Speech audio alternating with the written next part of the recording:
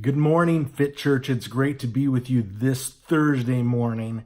And I'm sorry I wasn't able to be on the chat last evening. I do plan on being on the chat tonight. And I just had a very, very bad night on Tuesday night. And I don't know how to explain it except I'm just having muscle spasms and cramps and not sleeping very well at all and just run down. So you know what? A week from today is when I'm going to be meeting with the neurologist, and please pray that it's not anything serious, but pray that they can give me some answers as to what I need to do. I'm ready to do it. I'll do whatever I need to do to start to feel better. So, but I'm excited to share with you today. And yesterday I read all of Psalm 27. I'm not going to read it all again for you today, but I do want to read just a couple of the verses. Verse 1 says, "The Lord is my light and my salvation. Whom shall I fear? The Lord is the stronghold of my life. Of whom shall I be afraid?"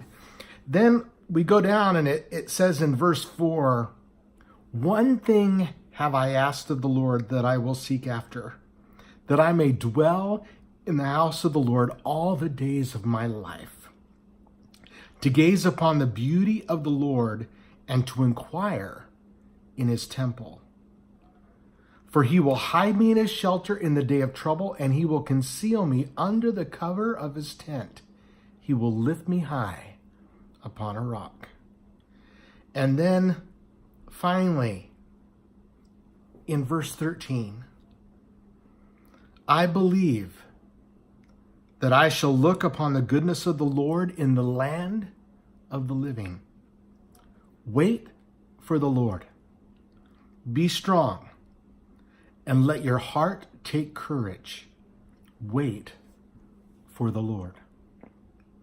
Well, I tell you what, I'm excited because you know what? I have waited for the Lord, but God is incredibly gracious and he takes care of us every single time. He's there. He strengthens us, he helps us, and he walks with us.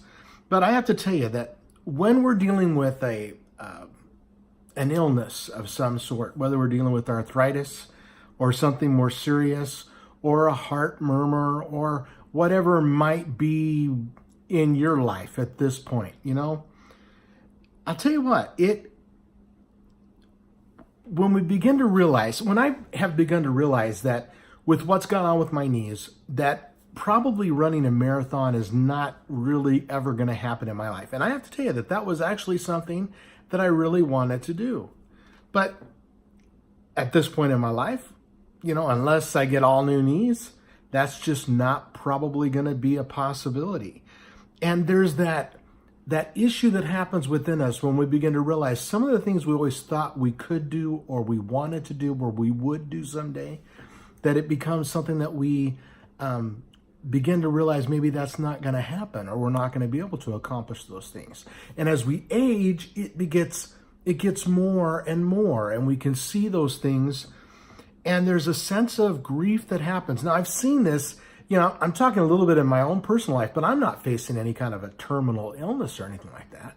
But there are people that are facing terminal illness, that this becomes a real difficulty.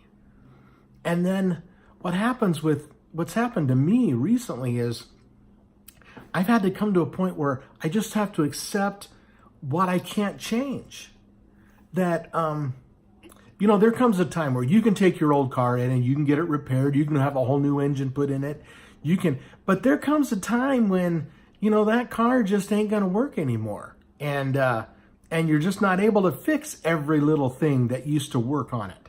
And, I'll tell you what, accepting the things that we can't change and relinquishing control of the things that are uncontrollable in our lives, I'll tell you, that's crucial for us. And it's very difficult to do. Struggling and straining to be free of suffering means that we risk being consumed by our suffering. So this is why what I've decided is, first off, I'm going to do the best that I can do.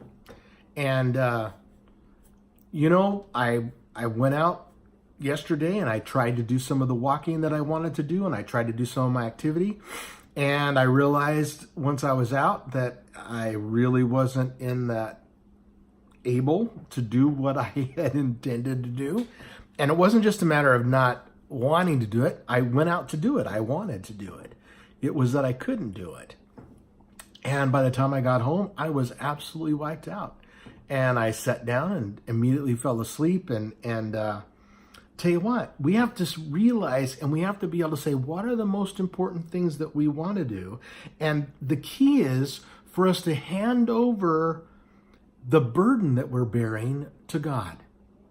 So there are many things in life that we can't control.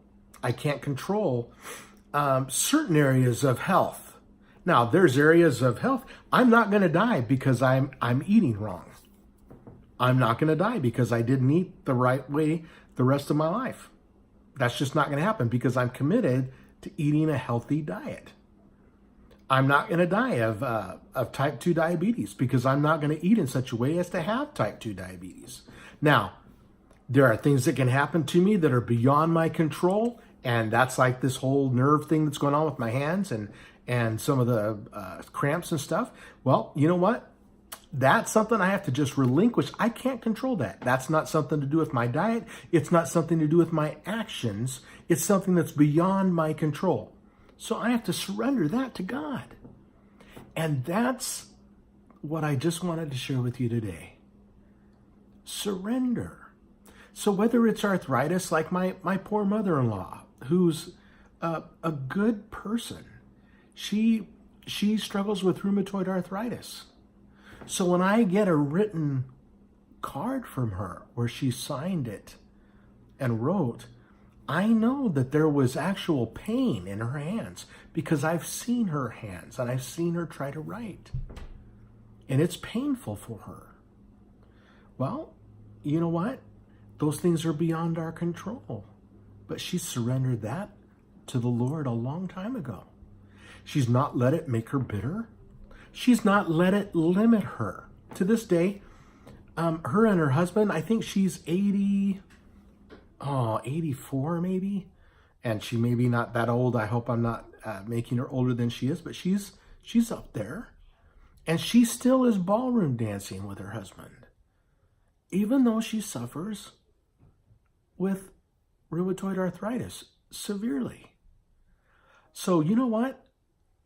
We surrender this stuff to God, and then we go live. In spite of whatever has come our way, we go live because Jesus has brought us life. And I'm going to share with you a little bit more tomorrow, but that was what I wanted to share. So my triple D for you today is to think about what are the things beyond your control that are just really taking your attention, that are consuming you because they're beyond your control. And how is it that you can surrender them to God? And I want you to do just that. I want you to pray and ask God to just tell him you're going to surrender those things to him. Now, I'm going to tell you that you're going to have to do it over and over and over again. Maybe the first time it'll work, but I got to be honest, the last number of months, I've had to go back to him and back to him and back to him. And I'm finally getting to a point where I'm really surrendering even this next appointment next week to the Lord. Hey, God bless you so much. Know that I'm on your side and know that we're standing together. God bless.